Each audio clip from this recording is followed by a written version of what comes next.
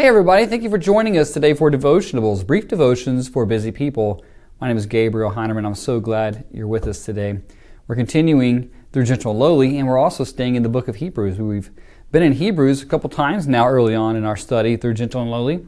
Today we find ourselves in chapter 5, verse 2, and really we could think of it as part 2 based off what we talked about last time, Jesus as our high priest. And as our high priest, we learn today that he deals with the ignorant and the wayward with gentleness. Let's read 5:2, Hebrews 5:2 together. He can deal gently with the ignorant and wayward, since he himself is beset with weakness. Now, the author of Hebrews here continues to expound upon the role of the high priest. You remember the high priest who would come from the line, the Levitic priesthood, coming down from Levi through Aaron.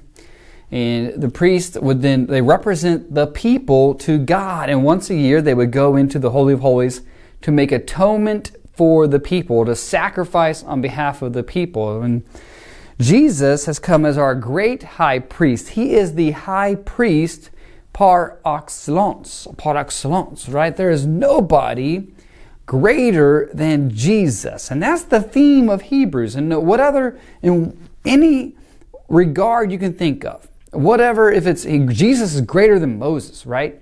Jesus is greater than Melchizedek or any of the high priests, right? And you think about some of the priests that did come along through Israel's history. They were bums. They would take bribes. They would distort justice. They did not fulfill their role as the high priest.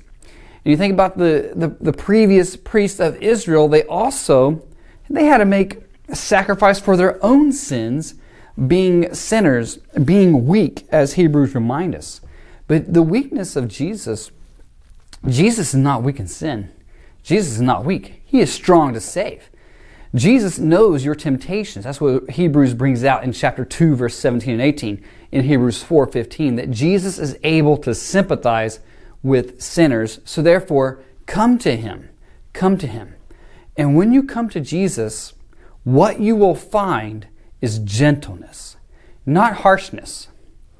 And I think you think about maybe some coaches, teachers, parents, somebody in your life, and you've messed up. Who's that person you call? I think of the movie, I love this scene in It's a Wonderful Life. Watch it every Christmas, cry like a baby. There's a scene when a young George Bailey, he's supposed to deliver some medicine. He's supposed to deliver medicine for Mr. Gower. He's working at the Gower drugstore, and he knows that Mr. Gower is messed up. And if he delivers this medicine, it's actually going to harm the individual taking the medicine. So he doesn't know what to do. And there's this little plaque on the wall. It says, "Ask Dad." He knows, right? And he knew he'd go to his dad, and his dad would help him. You can always run to Jesus, and Jesus will help you. The thing is, you have to come to him. That's how he will help you. He'll respond to your coming with love and gentleness. He will bring forgiveness of sin if you come to him. But if you try to deal with your sin, if you try to deal with whatever situation by yourself, that gentleness is not going to be there from Jesus. You can only expect judgment. So come to him. He offers you, as he says at the beginning of the study in Matthew 11, "Come to me, all who are weary and heavy laden, I will give you rest." We come to Jesus. Jesus, as our high priest, is an intermediary between us and the Father. And so when we come to him, he deals gently with us and he intercedes for us. He intercedes for you daily as your high priest.